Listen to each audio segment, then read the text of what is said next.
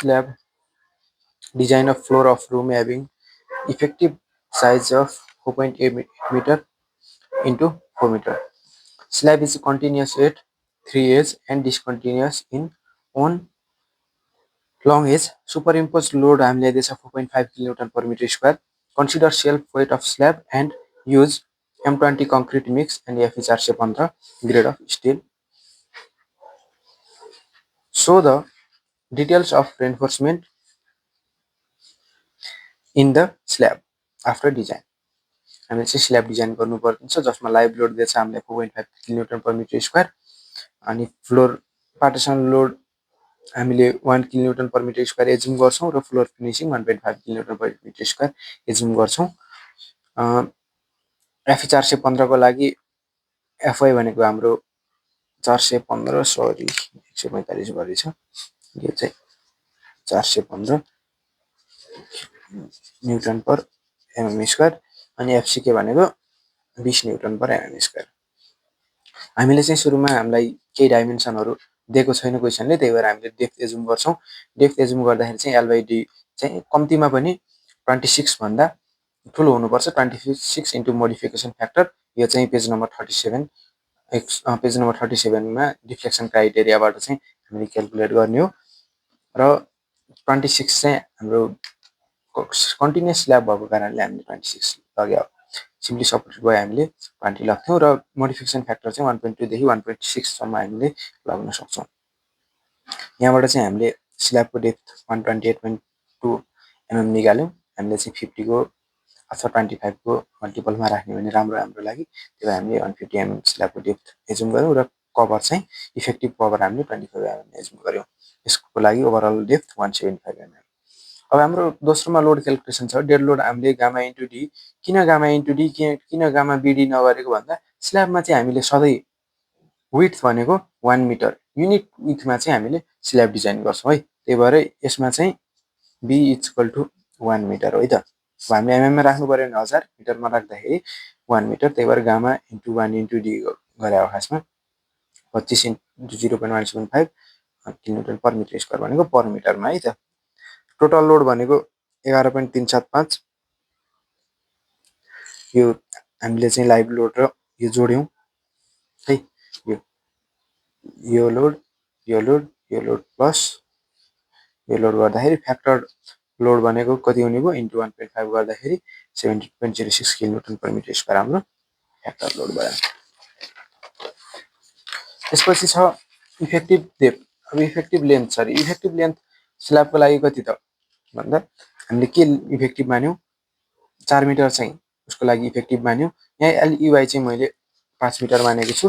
तपाईहरुले चाहिँ 4.8 नै गर्न सक्नुहुन्छ है त। 4 इन्टु 4.8 छ चाहिँ 4.8 नै तपाईले राखेर हिसाब गर्न सक्नुहुन्छ। मैले चाहिँ एक्जाम्पलको रूपमा लिने यो हिसाबले मैले 5 मिटर राखेको छु। अब टेबल नम्बर 26 बाट हामीले चाहिँ टेबल नम्बर 26 को पनि 3 नम्बरको रोबाट भनेको म तपाईहरुलाई यहाँ देखाउँछु।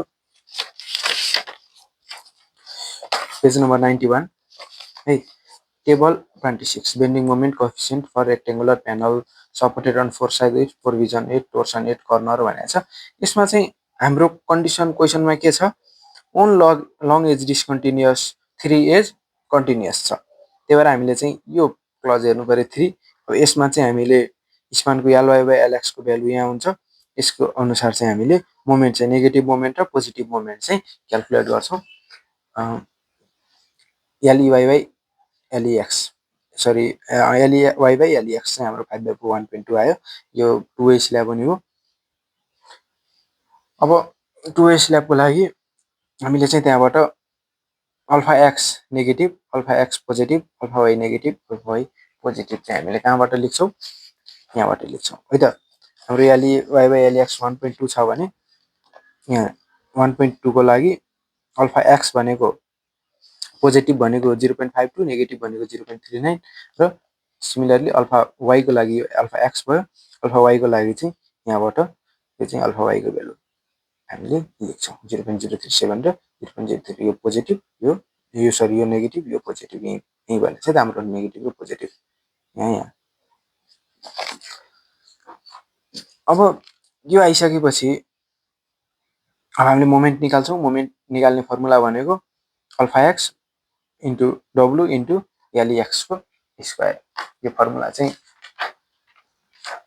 हाम्रो पेज नम्बर 90 मा छ। पेज नम्बर 91 मा त्यो फर्मुला त्यो टेबल थियो भने पेज नम्बर 90 मा चाहिँ मोमेन्टको फर्मुला छ। Moment x equal to alpha x डब्लु एलएक्स स्क्वायर, एमवाई भनेको अल्फा वाई डब्लु एलएक्स को स्क्वायर। यहाँ चाहिँ रियल वाई को स्क्वायर चाहिँ नगर्नु होला, एलएक्स को स्क्वायर।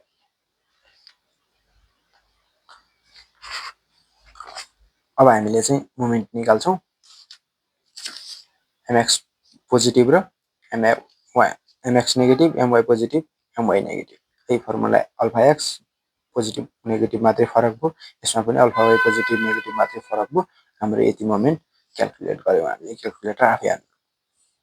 यसमा क्याल्कुलेटर इरर हुन सक्छ। इररलाई चाहिँ क्याल्कुलेसन इररलाई चाहिँ इग्नोर गर्नु र आफूले चाहिँ आफ्नो तरिकाले हिसाब गर्नु। अब हामीले डेप्थ चेक गर्छौँ। डेप्थ चेक गर्दाखेरि म्याक्सिमम मोमेन्ट जुन हाम्रो यहाँ 4वटा मोमेन्ट निकालेछौँ, 1 2 3 4वटा मोमेन्ट, यो मध्ये सबैभन्दा म्याक्सिमम कुन छ, यो म्याक्सिमम मोमेन्टलाई लगेर हामीले चाहिँ के गर्छौँ, डेप्थलाई चेक गर्छौँ है। हाम्रो म्याक्सिमम मोमेन्ट चाहिँ मिड स्पानको पोजिटिभ मोमेन्ट, सरी नेगेटिभ एजको नेगेटिभ मोमेन्ट चाहिँ हाम्रो म्याक्सिमम आएको छ, एमएक्स माइनस है त। नेगेटिभ मोमेन्ट भनेको सपोर्टको मोमेन्ट। अब एजको मोमेन्ट हामीले यहाँ डेप्थ चेक गर्छौँ। डेप्थ चेक गर्दाखेरि पेज नम्बर 96 बाट shorter span moment maximum moment टोटलको म्याक्सिमम मोमेन्ट लग्दाखेरि चाहिँ 14.19 × 10⁻⁶ भयो बराबर 0.138 बिडी स्क्वायर एफसीके। यो फर्मुला चाहिँ पेज नम्बर 96 को एनएक्सजी बाट हामीले लेख्या हो। यो एफई 415 को लागि चाहिँ मैले डाइरेक्ट 0.138 लेखेँ। यो फर्मुलाबाट निकाल्ने है त। यो एमयू लिमिटिङको यो फर्मुलाबाट एक्सयू म्याक्स ओपन डी को भ्यालु चाहिँ पेज नम्बर 70 बाट तपाईले 0.48 राख्न सक्नुहुन्छ। एफई 415 को लागि यो फर्मुलाबाट हामीले के गर्छौँ, डेप्थ चेक गर्छौँ। डेप्थ चेक गरिसकेपछि हाम्रो क्याल्कुलेटेड डेप्थ 72 mm आयो। हामीले प्रोभाइड गरेको डेप्थ कति छ, 150 mm छ। हाम्रो चाहिँ डिजाइन रिक्वायरमेन्ट ओके। अब नेक्स्ट स्टेपमा हामीले के गर्छौँ, मेन रेन्फोर्समेन्ट डिजाइन गर्छौँ। मेन रेन्फोर्समेन्ट हामीले कन्टिन्युअस स्ल्याबमा चाहिँ कस्तो डिजाइन गर्छौँ भन्दा कन्टिन्युअस स्ल्याब भन्ने बित्तिकै तपाईको बटम रेन्फोर्समेन्ट पनि आउँछ, टप रेन्फोर्समेन्ट पनि आउँछ। यो अनिवार्य आउने चिज हो। र टु वे स्ल्याबमा कन्टिन्युअसमा टप बटम दुईटै रेन्फोर्समेन्ट हामीले प्रोभाइड गर्नुपर्छ। बटम रेन्फोर्समेन्टको लागि हामीले पोजिटिभ मोमेन्ट स्पानको है, taking positive shorter span moment, बटममा सधैँ पोजिटिभ मोमेन्ट युज गर्ने, टपमा सधैँ नेगेटिभ मोमेन्ट युज गर्ने। मेन रेन्फोर्समेन्टको लागि सधैँ एक्सको सर्टर स्पानको मोमेन्ट युज गर्ने र डिस्ट्रिब्युसन रेन्फोर्समेन्टको लागि सधैँ वाईको मोमेन्ट युज गर्ने अथवा लङ्गर स्पानको मोमेन्ट युज गर्ने। म्याक्सिमम मोमेन्ट राखेर हामीले एनएक्सजीबाटै एनएक्सजीको यो फर्मुला हामीले युज गरेर हामीले चाहिँ सबै चारवटै एएसटी क्याल्कुलेट गर्छौँ। यो है जी 1.1 को बी को यो फर्मुला युज गरेर taking positive shorter span moment यहाँबाट चाहिँ हामीले एउटा एएसटी क्याल्कुलेट गर्छौँ बटमको लागि। र हामीले बटमको लागि 10 mm फाइ एजुम गर्यो भने स्पेसिङ कति हुन्छ, स्पेसिङको यो फर्मुला याद राख्नु होला, B into ASB upon AST. B भनेको हाम्रो विथ भनेको 1 मिटर भनेको 1000 mm इन्टु एएसबी भनेको कति mm, 10 mm को फाइ हो, 10 फाइ पाइ इन्टु 10 को स्क्वायर अपन 4। अनि एएसटी रिक्वायर्ड कति छ, 202 छ भनेको 202 राख्यौँ। 388 चाहिँ हाम्रो के आयो, यसको लागि स्पेसिङ आयो। हामीले चाहिँ स्पेसिङलाई घटाएर कति एजुम गर्यौँ, 300 mm एजुम गर्यौँ। र हामीले यसलाई चेक पनि गर्छौँ, स्पेसिङ चाहिँ हाम्रो 3D भन्दा ठुलो हुनु हुँदैन अथवा 300 mm भन्दा ठुलो पनि हुनु हुँदैन। Hence provide 10 mm main divided 300 mm। अब यो दुईटा मध्ये जुन सानो हुन्छ त्यही लग्ने हो। हाम्रो डी 150 छ, 150 इन्टु 3 गर्दा हाम्रो 450 भइहाल्छ। त्यही भएर हामीले यो दुईटा मध्ये स्मलर 300 mm लाई चाहिँ एडप्ट गर्यौँ। अब एएसटी मिनिमम क्याल्कुलेट गर्छौँ 0.15% अफ बिडी। बिडी को हामीले 15% चाहिँ एएसटी मिनिमम लग्छौँ, 0.15%, 15% होइन। र एएसटी प्रोभाइडेड हाम्रो कति भयो, यो ओके भइगयो। एएसटी मिनिमम एएसटी भन्दा हाम्रो प्रोभाइडेड एएसटी अथवा हाम्रो रिक्वायर्ड एएसटी बढी छ। सरी हाम्रो चाहिँ कम रहेछ है त। अब कति लग्ने भन्ने कुरा यहाँ आउँछ। एएसटी मिनिमम एएसटी हाम्रो 262.5, हामीले बटम एएसटी 202। अब प्रोभाइडेड एएसटी त हामीले एएसटी कति प्रोभाइड गर्यौँ त? अब यो हाम्रो 300 mm स्पेसिङ राखेपछि हामीले फेरि यही फर्मुलाबाट स्पेसिङको यही फर्मुलाबाट हामीले एएसटी क्याल्कुलेट गर्छौँ। 1000 × पाई × 10 को स्क्वायर अपन 300 × 4 गर्दा हाम्रो के हुन्छ 261.79 हुन्छ, जुन चाहिँ एएसटी मिनिमम भन्दा ठुलो हुन्छ, सरी सानो हुन्छ। अब हामीले यसैलाई लिएर अगाडि बढ्न पाउँदैनौँ। अब हामीले के गर्नु पर्यो, यहाँ स्पेसिङ घटाउने बित्तिकै 300 mm चाहिँ स्पेसिङ घटाउने बित्तिकै हाम्रो प्रोभाइडेड एरिया बढ्छ। त्यही भएर मैले चाहिँ के गरेँ, स्पेसिङ घटाइदिएँ। फेरि रिडिजाइन गर्नलाई हामीलाई एक्जाममा टाइम लाग्छ, त्यही भएर 275 mm centre to centre at bottom rebar भनेको छ। यो चाहिँ प्रोभाइड 10 mm फाइ है त, 10 mm फाइको 275 mm centre to centre bottom main rebar है। अब हाम्रो यहाँ रिक्वायर्ड गरेर चेक गर्दा नट ओके भयो। नट ओके भइसकेपछि हामीले के गर्यौँ, स्पेसिङ घटाइदियौँ। अब नेक्स्ट स्टेपमा हामीले चाहिँ के गर्छौँ, टपको मेन रिबार डिजाइन गर्छौँ। मेन बार सधैँ एक्सले डिजाइन गर्ने है, मेन बारको लागि सधैँ एक्स। अब नेगेटिभ मोमेन्ट हामीले के गर्छौँ, एमएक्स नेगेटिभ मोमेन्ट देखेछ। नेगेटिभ मोमेन्टको लागि हामीले एक्स एक्सिसको सर्टर स्पानको नेगेटिभ मोमेन्ट चाहिँ हामी कहाँ गर्यौँ, टपको मेनमा है। हेर्नुहोस् है, मेन बारमा सधैँ हेर्नुहोस् है, MX plus MX minus MY plus MY minus है त। अब यो चाहिँ सधैँ बटममा, नेगेटिभ सधैँ टपमा बटममा, पोजिटिभ जति बटममा, नेगेटिभ जति टपमा। अब एक्स एक्सिसको मेन बार, वाइ एक्सिसको डिस्ट्रिब्युसन बार है त। अब यसलाई कसरी पनि बुझ्न सकिन्छ, पोजिटिभ सधैँ बटममा, नेगेटिभ सधैँ टपमा, एक्स एक्सिस भनेको सर्टर स्पान सधैँ मेन बार र वाइ एक्सिस भनेको लङ्गर स्पान सधैँ डिस्ट्रिब्युसन बार। यो कुरा, यो चारवटा कुरा चाहिँ एकदमै ध्यान दिनुपर्छ यसको लागि। टप मेन रिबारमा चाहिँ हाम्रो एमएक्स नेगेटिभ राखेर त्यही अघिकै फर्मुलाबाट एएसटी टप मेन निकाल्यौँ। सिमिलरली फाइ हामीले 10 mm एजुम गऱ्यौँ। त्यो बटम मेन रिबार र यो रिबारमा हामीले चाहिँ यो ठुलो लिन पाउँदैनौँ। टपको बटम मेन रिबार चाहिँ सधैँ ठुलो हुनुपर्छ अथवा यो टपसँग इक्वल हुनुपर्छ। यो टपको 12 चाहिँ हामीले राख्न पाउँदैनौँ, उता 10 राखेर यसलाई ख्याल गर्नु पर्यो। स्पेसिङ निकाल्ने फर्मुला त्यही हो, B into ASB upon AST. अब हामीले स्पेसिङ यहाँ 250 mm राख्यौँ, जुन चाहिँ हाम्रो क्राइटेरियाभित्र पर्यो, र provide 10 mm spacing rebar at shorter side भन्यौँ।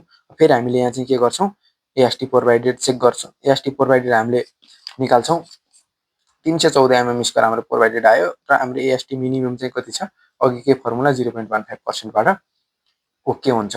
262 थियो, हाम्रो चाहिँ धेरै आयो। सिमिलरली अब डिस्ट्रिब्युसन रेन्फोर्समेन्ट डिजाइन गर्दा के गर्छौँ, बटमको लागि हामीले के गर्छौँ, वाइ लेख्छौँ। डिस्ट्रिब्युसनको लागि अब हामीले वाइ गर्ने, बटमको लागि पोजिटिभ स्पान मोमेन्ट। फेरि सिमिलर तरिकाले अघिकै फर्मुलाबाट हामीले एएसटी बटम निकाल्छौँ।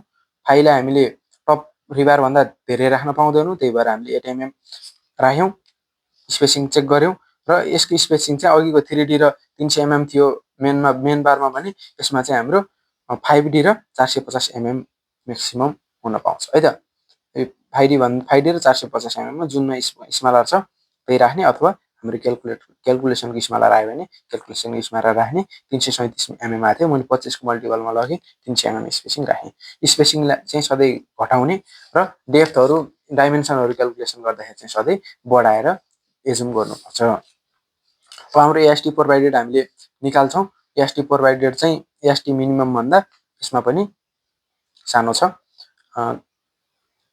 त्यो भइसकेपछि 8 mm bottom reinforcement, 200 mm centre to centre. अब यहाँ चाहिँ मैले के गरेँ, स्पेसिङलाई फेरि घटाएँ है त। हामीले यहाँ 300 mm इरप्ट गरेको थियौँ, अब चाहिँ आएन, एएसटी मिनिमम भन्दा सानो आयो, त्यही भएर हामीले चाहिँ के गर्यौँ 200 mm सेन्टर टु सेन्टर गर्यौँ। डिस्ट्रिब्युसन रेन्फोर्समेन्टको मिनिमम रेन्फोर्समेन्ट चाहिँ हामीले 12% 0.12% लगेर पनि चेक गर्न सक्छौँ है त। 0.15 मेन बारलाई लगे जस्तै 0.12% डिस्ट्रिब्युसनमा लग्न चाहिँ मिल्छ, त्यो चेक गर्नु होला। टप डिस्ट्रिब्युसनको लागि नेगेटिभ मोमेन्ट वाइको लङ्गर स्पानको सिमिलर प्रोसेसमा हामीले एएसटी क्याल्कुलेट गर्छौँ अनि त्यसलाई चाहिँ हामीले गर्छौँ एएसटी मिनिममसँग कम्पेयर गर्छौँ र एएसटी मिनिमम भन्दा यो सानो छ, त्यही भएर हामीले मिनिमम एएसटी युज गरेर सिधै स्पेसिङ निकाल्छौँ। यो गर्दाखेरि चाहिँ हामीलाई के हुन्छ, हामी सेफ भइन्छ र स्पेसिङ 175 mm टप डिस्ट्रिब्युसनमा चाहिँ प्रोभाइड गऱ्यौँ 80 mm डिस्ट्रिब्युसनमा। हेर्नुहोस् है, बटमको भन्दा टपको रिबार चाहिँ सानो हुनुपर्छ अथवा बराबर हुनुपर्छ, ठुलो हुन पाउँदैन। यो सक्यो हाम्रो रिबार डिजाइन। अब सियर चेक गरौँ। सियर चेक पेज नम्बर 72 र 73 बाट। टाउ बी भनेको भ्यू बाई बिडी अनि यो चाहिँ हाम्रो 0.227 आछ। टाउ सी ड्यास निकाल्ने, टाउ सी ड्यास निकाल्नलाई त्यही छ फर्मुला, टाउ सी इन्टु के र PT% निकाल्नुपर्छ टाउ सी को लागि। टेबल 19 बाट हामीले इन्टरपोलेट गर्नुपर्छ। बीममा जस्तो गरी हामीले PT% निकालेर PT% बाट टाउ सी निकालेको थियौँ, सिमिलर तरिकाले इन्टरपोलेसन गरेर टाउ सी निकाल्नुहोस्। अनि त्यही चाहिँ तपाईको टेबलमा एउटा के को भ्यालु दिएछ, साइज अनुसार डेप्थ अनुसार कति डेप्थको लागि कति के राख्ने। M20 को लागि मैले 1.25 डेप्थ राखेको छु। म चाहिँ तपाईलाई त्यो डेप्थ दिन्छु पेज नम्बर 72 73 मा छ। पेज नम्बर 72 मा चाहिँ डेप्थ छ। स्ल्याबको डेप्थ अनुसार हामीले चाहिँ उ राख्न सक्छौँ। ओभरअल डेप्थ 175 को लागि 1.25, 150 को लागि 1.30। हामीले ओभरअल डेप्थ चाहिँ के थियो 175 थियो, त्यही भएर मैले 1.25 राखेँ है त। अब टाउ सी ड्यास हामीले चाहिँ यो 1.25 इन्टु टाउ सी गरेर हामीले टाउ सी ड्यास निकाल्यौँ। अनि के भयो हाम्रो ओके भयो। त्यो भइसकेपछि अब नेक्स्ट स्टेपमा सियर चेक गर्नु। अब सियरलाई केही गर्नु परेन, सियरलाई किन केही गर्नु परेन, सियर चाहिँ टाउ सी ड्यास भन्दा टाउ बी ठुलो आयो चेक गर्ने कन्डिसन चाहिँ ख्याल गर्नु है। टाउ सी ड्यास भन्दा टाउ बी चाहिँ ठुलो आयो, हाम्रो सियरमा पनि पास भयो। अब हामी सेकेन्ड लास्ट स्टेपमा डिफ्लेक्सन चेक है। डिफ्लेक्सन चेक गर्दाखेरि चाहिँ एलबाइडी पर्मिसिबल भन्दा पर्मिसिबल चाहिँ एलबाइडी प्रोभाइडेड भन्दा ठुलो हुनु पर्यो। हामी एलबाइडी पर्मिसिबल निकाल्न सकिहाल्छौँ। हाम्रो 4000 स्पान छ, divide by shorter span check गर्ने है, डिभाइड बाई 150 mm चाहिँ हाम्रो के छ डेप्थ छ। 26 mm हाम्रो पर्मिसिबल रहेछ। हामीले प्रोभाइड कति गर्यौँ त, सरी यो प्रोभाइडेड यो पर्मिसिबल है, यहाँ उल्टो गरेर रहेछ। एलबाइडी चाहिँ 26 into K1 into K2 into K3 चाहिँ हाम्रो प्रोभाइडेड सरी पर्मिसिबल हो। पर्मिसिबल चाहिँ हामीले कहाँबाट निकाल्छौँ, पेज नम्बर 37 बाट डिफ्लेक्सन क्राइटेरिया। त्यहाँ चाहिँ कन्टिन्युअसको लागि 26, सिम्पली सपोर्टेडको लागि 20 र क्यान्टिलिभरको लागि 7 छ। K1 into K2 into K3 चाहिँ हाम्रो फ्लेन्सको लागि हो 1, K1 र K2 चाहिँ यो टेन्सनको लागि, यो कम्प्रेसनको लागि। अनि त्यही पेज नम्बर 39 मा चाहिँ टेबल छ 38 र 39 मा। पेज नम्बर 38 मा K1 को लागि भ्यालु दिन्छ भने पेज नम्बर K2 अहिले हाम्रो कम्प्रेसन रिबार पनि छैन, त्यही भएर हामीले K2 लाई यहाँ 1 मानिदियौँ। टेन्सन रिबार एएसटी प्रोभाइडेड चाहिँ हामीले AST provided upon AST required into 0.58 FI गर्यौँ भने के गर्छौँ, एफ आउँछ। PT% चाहिँ हामीले कसरी निकाल्छौँ अगाडि पनि क्याल्कुलेट गरिसकेका छौँ। 100 एएसटी अपन बिडी गरेर PT% आउँछ। त्यहाँबाट हामीले त्यो चार्टबाट हामीले चाहिँ के गर्छौँ, के1 क्याल्कुलेट गर्छौँ, नभए अगाडि भिडियोमा पनि मैले बताइसकेको छु गेमको भिडियोमा है। यो चार्ट हेरेर चाहिँ हामीले यहाँबाट एफएसको भ्यालु क्याल्कुलेसन गर्छौँ, PT% क्याल्कुलेसन गर्छौँ। एफएसको कर्भमा PT% कहाँ पर्छ, कहाँ क्रस हुन्छ त्यहाँ लान्छौँ। त्यसपछि त्यसको सिधा यता गयो भने मोडिफिकेसन फ्याक्टर K1 आउँछ। यो चाहिँ हाम्रो प्रोभाइडेड चाहिँ पर्मिसिबल भन्दा ग्रेटर हुन्छ। हाम्रो सरी प्रोभाइडेड सानो आउनु पर्यो, पर्मिसिबल ठुलो आउनु पर्यो। हाम्रो एलबाइडी प्रोभाइडेड भनेको यो चाहिँ हाम्रो पर्मिसिबल हो है, यो पर्मिसिबल हो र यो भनेको प्रोभाइडेड हो है। प्रोभाइडेड भनेको कति आयो हाम्रो, कति प्रोभाइड गरेछौँ, एल/डी 26.67 हामीले चाहिँ प्रोभाइड गरेछौँ। पर्मिसिबल कति एमएमसम्म छ, 33.02 है त। यो चाहिँ ओके हो। ओके छ, यहाँ लेख्दाखेरि गल्ती लेखेको छ। अब हामीले लास्टमा के गर्नुपर्छ, डिटेलिङ गर्नुपर्छ।